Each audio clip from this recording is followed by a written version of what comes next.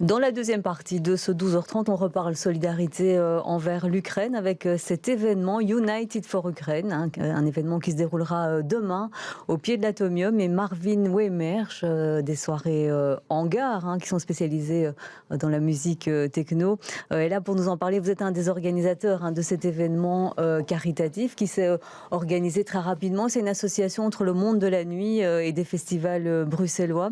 Alors, vous le présentez comme ça, cet événement, vous ne pouviez pas rester les bras croisés devant ce qui se passe là-bas en Ukraine. Voilà, exactement. En fait, on a décidé il y a quelques jours seulement de se mettre tous ensemble et de montrer qu'on était de nouveau unis pour une bonne cause. Et donc, en effet, tous les collectifs, clubs et festivals bruxellois se sont mis ensemble pour organiser cet événement au pied de l'Atomium qui rassemblera plus ou moins 5000 personnes demain, avec un line-up très mélangé de DJ bruxellois aussi. Et le but, en fait, est évidemment de récolter un maximum de fonds pour reverser à l'Ukraine par après. Et tout le monde a joué le jeu, donc tous nos fournisseurs, je veux dire un peu tous les partenaires, etc. habituels ont donné toute la logistique, toutes les boissons, je veux dire même le staff, etc. Tout le monde travaille gratuitement. Et donc c'est assez cool et assez dingue de voir qu'on peut être tous à nouveau unis comme ça pour une bonne cause en juste 2-3 jours de temps. Oui, c'est vrai, vous avez organisé ça très très rapidement. Comment ça a été facile de mobiliser les gens, de trouver les artistes? Je dois dire que c'est assez impressionnant comme tout le monde a réagi vite. Autant la ville que la police, que les pompiers, que nos partenaires, que les collectifs, clubs et festivals. Tout le monde a été super réactif, tout le monde a vraiment été très aidant, donc c'est assez impressionnant et ça fait chaud au cœur de voir qu'on peut tous se coordonner comme ça pour une bonne cause. Alors avec la fin, ou en tout cas la crise du Covid qui s'est calmée, on va dire, et la fin un petit peu des mesures restrictives au niveau sanitaire et surtout pour le monde de la nuit, on espérait plutôt faire une grande fête. Alors voilà. Bon, c'est vrai que tout le monde a besoin de se rassembler, mais le cœur n'est pas totalement à la fête alors. Non, c'est clairement, bon, c'est une fête, mais c'est une manifestation avant tout demain. Le but est vraiment aussi de montrer qu'on soutient l'Ukraine et qu'on est tous révoltés par ce qui se passe. Et donc voilà, c'est un peu... Il y a l'esprit fête et c'est le premier open air de l'année. Il va faire 17 degrés, du soleil sous l'Atomium. Je pense que tout le monde est ravi de se retrouver comme ça. Mais il ne faut pas oublier que la cause principale de ça est vraiment de soutenir et d'essayer de retrouver la paix dans le monde dans lequel on vit au final.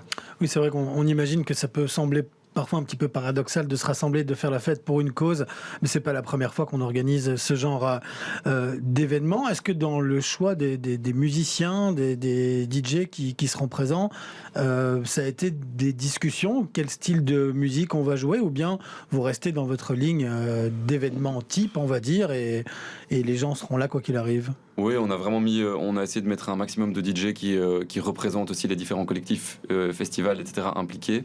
Donc avoir un peu des résidents par-ci par-là.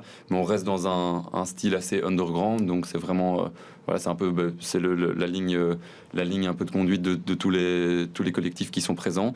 Mais clairement, le but avant tout est de montrer notre soutien clairement à l'Ukraine.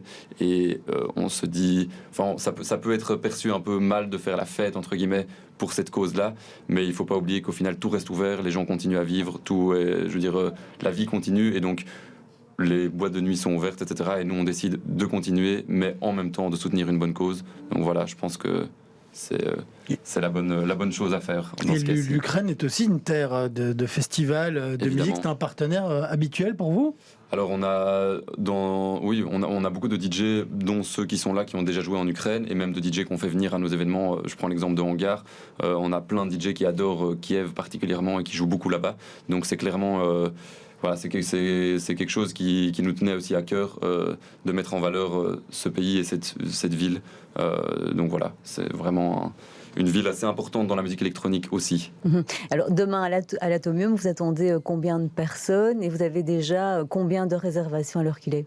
Alors là, on a un peu plus de 1500 réservations et on s'attend à avoir, vu la vitesse à laquelle ça part, on s'attend à avoir plus ou moins 5000 personnes demain. Et puis, comme je disais, la météo est avec nous, il va faire 17 degrés. Je pense que tout le monde l'attend aussi un peu, le retour des beaux jours avec l'hiver qu'on a eu et même l'été passé.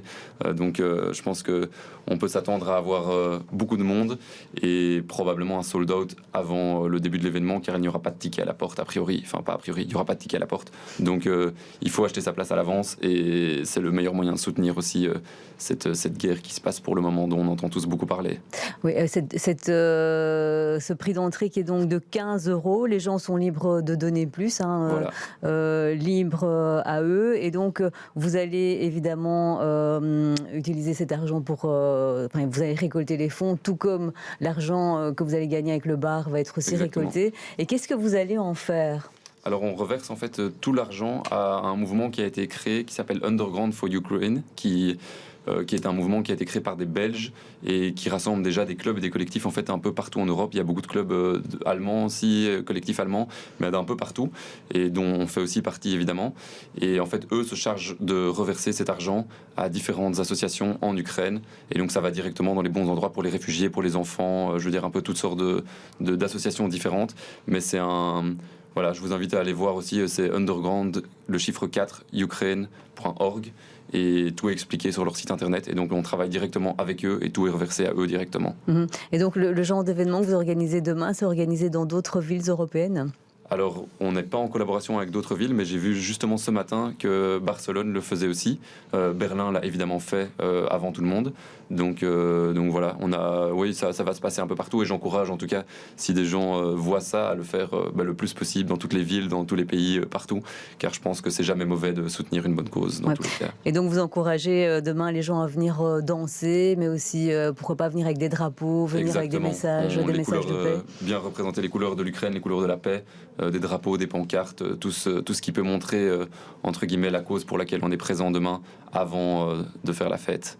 Ok, merci Marvin Weymerch. Alors, on rappelle que c'est demain à partir de 16h. C'est de 16h à 22h au pied de l'Atomium, mais que ça ne sert à rien de s'y présenter si on n'a pas eu son ticket à l'avance sur le site. Donc, je rappelle le nom de l'événement, c'est United for Ukraine, et c'est en tapant ce nom-là qu'on trouvera la possibilité d'acheter un ticket.